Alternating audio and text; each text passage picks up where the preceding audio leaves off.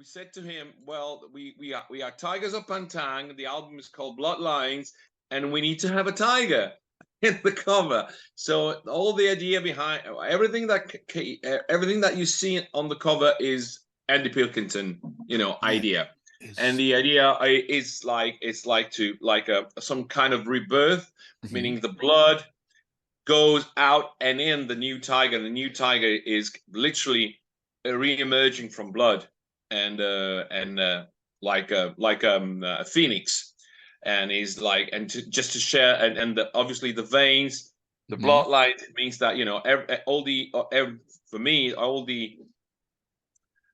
all the contribution from the past members, all the contribution from the past history, all the albums are connected to one to another, and the Tigers that are now in 2024 would have never have been the Tigers without the contribution and without the history behind it. Yeah. Awesome, so dude. I mean, for me, I really like that cover, especially on vinyl. I really like that cover. I know some people said it was a bit too aggressive, but I feel like there is a really strong concept behind it, and I was really happy with that. It's not just something like sometimes having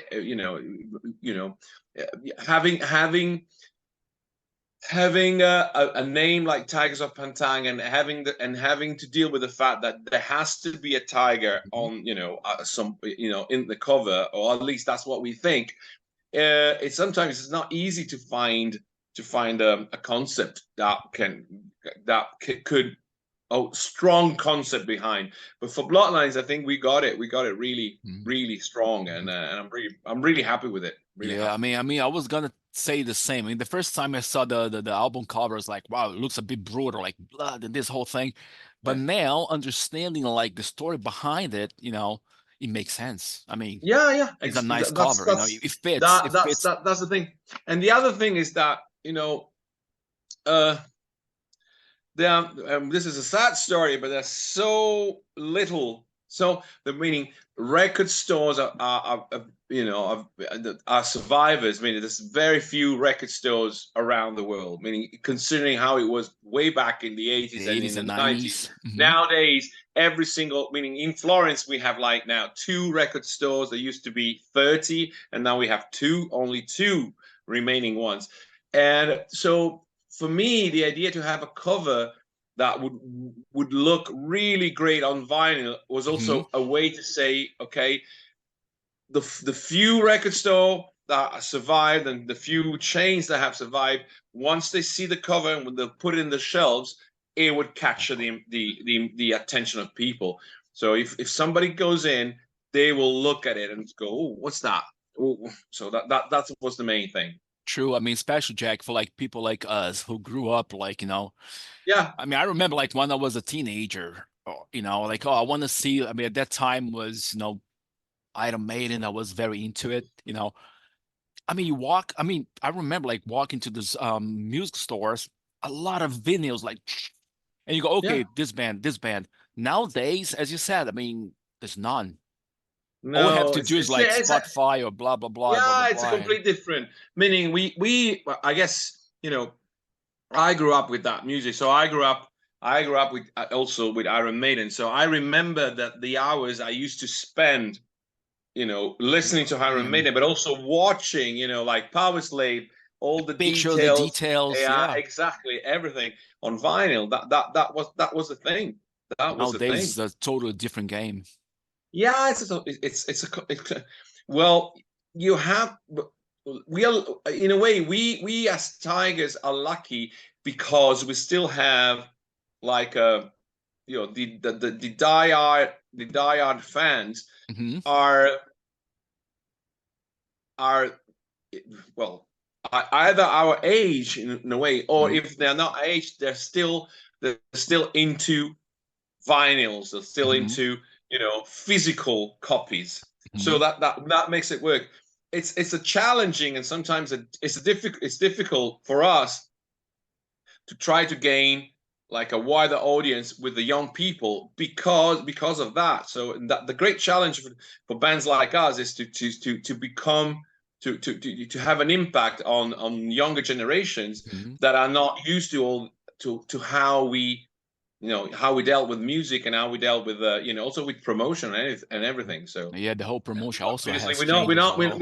you know, there's been talking about going on like, and I'll give you an example. It's been talking about from the management to going on TikTok, and we say, I understand that that's a good you know, vehicle, but I don't know what to do on, you know, what how to I'm not elaborate something and put it yeah, out there. exactly. It's not just about being on TikTok. You have to kind of understand the way you have to The marketing communicate on TikTok. behind, And actually. I just think, you know, you know, I'm too old for that, and and obviously I don't have a company like, you know, like Rolling Stones can go on TikTok because there's a company who just says to Mick Jagger or whatever, you have to provide this, say this, provide this. Then they take it and they work on it to make it look fantastic. We're not. I can. We don't have the budget. I'm sorry, we don't have the budget. We have to do it ourselves. And so for me, it's like, you know, why should I go there and look like I'm the first one who don't know really what to do, how I should do it, or how I should do it. So that's it. I hear you. I just accept it. It's a better way. It's the only way. Yeah, Jack, just do the things. Do the things you know you can do, you understand, and that's it. And see what happens. Jack, now, like, I want to talk about something that affected, like, not a bit, yeah, kind of a bit, quite a lot, is the Brexit. Like, in your case, you're Italian. The rest of the band from UK. I've talked to other bands as well, you know, that they have, like, you know, the band members, they have half UK musicians, and the other ones are like the rest of Europe. How is for you guys, like, because the rest of the band in UK, you're in Italy. How is, like, you know, well, doing the whole thing, the rehearsing, traveling nowadays? It was well. Okay, first of all, in Tygers history, I rehearsed very little with Tygers. They rehearse by themselves, and then when there is a tour coming in, I maybe get in a couple of days before, and we do like a couple of rehearsals. That was it. Then we always use technology when it comes down to writing, to share, you know, writing new stuff and new material. We do everything using internet, and, you know, everybody has his own little studio at home, and we bounce ideas back and forth, and that's how it works. Brexit, I have to be really honest, I thought it would have been a nightmare, but so far it's not that bad, because it's there. So obviously you need your passport, you need to be careful that the passport is valid and everything. But as far as you provide, okay, most of the time I get electronic controls, and that's fine. If I get stuck, if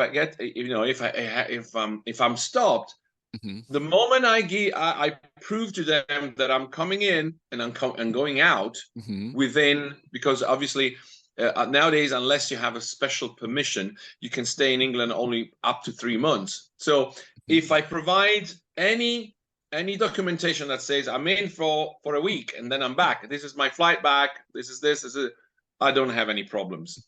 And then the other thing is I'm a singer, so I don't have to carry really, you know, I don't have to carry guitars, bass, and everything. So it's for me, it's a bit easier. What we've done with Tygers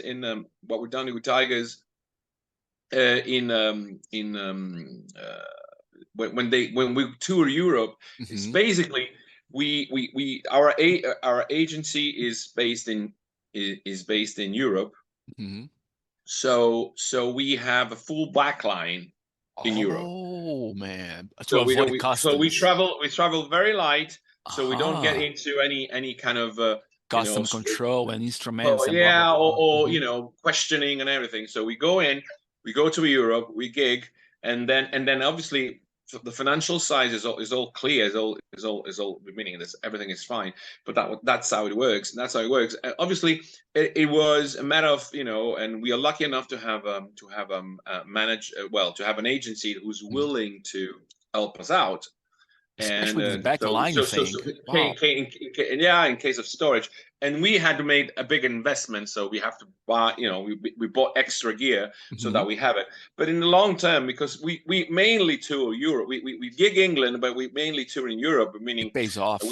Germany, Holland, Belgium, Denmark, Sweden. These are the countries that we tour more, and we are more. We're also, you know, in terms of fan base, the most, you know, is where the most fan base is located in these countries. So that's how we do it. That's how it makes more sense. I mean, I heard like some bands after the Brexit, they start having like a second lineup as well. You know. Yeah. Because that was something. Not lineup, a backline. Sorry, a backline. Yeah, exactly. Because nowadays, traveling from even to Switzerland as well. I mean, people going to Switzerland back, stopping customs. Oh, what is this? If you have, like, for example, one extra string or one extra stuff is not declared, they go, hey, what is this? What is that? And that delays. Exactly. Well, with Switzerland, the best thing to do is that you, even if you're not stuck by custom, if you have the backline, you stop and you self-declare it, meaning this, and just show this. We have these shows. This is our backline. This is the list of our backline. We're going in this day. We're coming back this day. And most of the time, if you self-declare it, there's no problem. Awesome. The problem comes if you try to pass without saying anything, and you get stuck, then they will check every single piece, every single bag, everything. And that's where, you know, that's where trouble starts, because obviously they will find something that they don't like. Exactly. Like everywhere, it's everywhere. It's everywhere. And then that costs on tour, because I mean, if you get delayed even 2 hours, you know that, for example, let's say you crossing the border of a country right now. The schedule goes, and then it's late for the show and everything. It's we see we are well, just to make you laugh, but we're living in a post-COVID times. I heard about bands that they were touring, and because of COVID, like for instance, they were supposed to be getting into Switzerland, but Switzerland decided to close the borders for COVID, like from one day to another, and they were like, we need to go in. No, you can't. You can't. You're stuck. I said, okay. And because you know, there was like an announcement, a public announcement saying, like this, we're closing our borders for this, and they were caught in the middle, and it was like, wow. So I think COVID has, you know, going through all that really weird and strange and shitty times has made us even more aware that, you know, we're more used to, you know, that things can go wrong in a blink of an eye, and you just deal with it. And you guys are ready to prepare for this thing. Yeah, we're very patient. We're very patient. That's awesome. It's beyond, you know, it's these kind of things are beyond our control. So you can get angry. It's more than you're more than acceptable. You get angry and get frustrated. But can you really gonna help? Can you really do something? No. So that's it. I heard from the label that you guys are going to release a live album this year. If you can talk us a little bit about it. Yeah, you're the first interview about it. But the most important thing that I can say is that the album is going to be out when we play in São Paulo. Summer Breeze is out on the 26th of April. So exactly when we will be, you know, playing on stage at the Summer Breeze. So that's something really, really good. It's a live album. It's going to be released as a single CD and a double album. The double album will have a couple of more tracks, bonus tracks. While the CD due mainly to, you know, to the duration of the CD. You can't go further further a certain duration. So that's the reason why there's 3 songs left less. And it's going to be released on the 26th of April. And I think the first single that's going to come out is going to be at the end of February. That's the first single. We're going to have 2 singles before that. Curious. And we have recorded live last year in August in a club in Wales, in England. Well, in Wales, which is in Great Britain, but it's not England. There's a big difference. Wales is Wales. Yeah, exactly. Yeah, we recorded. We stayed there. We recorded live. Everything you hear is live and raw. Nice. It's been. We recorded on separate tracks, and it's been mixed by Tu Madsen, the guy who mixed the Bloodlines, and yes, and we did it the old way. So what you hear is live. It's not because there was always this big debate about doing well, personally, I like live albums to be real. I don't care if there's a little mistake. I want album to capture the energy, the rawness, and everything. We are human. We do mistakes, and mistakes are part of the game. And so that's it. So that there has to be live. Obviously, you try to avoid big mistakes. You try to do not. But at the same time, you have to deal with it. So that's it. Awesome. So the new album... I'm very happy. It's my very ever first live album to be published. So I'm really excited. I've never had the experience of releasing a live album, an official live album. So I can't wait. I can't wait to listen to it. I hope the label send me stuff. It's a nice mix. It's a nice mix. There's songs from every album almost every album in the Tygers career. So it's good. I'm really happy. We also managed to record a couple of songs that we used to play, and we used to play in past years, and we hadn't been playing. So we did this long set where there was more songs to awesome, man. I can't wait. So that they would cover all the career. And talking about Summer Breeze, how did you guys get this gig? Man, Summer Breeze is a big festival, both in Germany and in Brazil. Tell us. I don't know the secret. We got a call from my agent, and it said Summer Breeze is interested in having you, and we all said yes, we're available. Let's do it. That was it. There was just before COVID. Well, the year COVID 2020, we were supposed to be playing a huge festival in Mexico, and obviously that got cancelled because of COVID. And for 2 years, basically we struggled to play live, and we struggled. So we started concentrating on writing new stuff. And yes, this was very easy. Meaning the agent say Summer Breeze is interested in having you. Are you available? Are you available? This is happening these 3 days. Are you available? And we said yes. It's going to be fast and furious, because I think we're going to fly in the day before gig and fly back the day after. So it's going to be a little bit. Yeah. I was looking here at the schedule. You guys will do.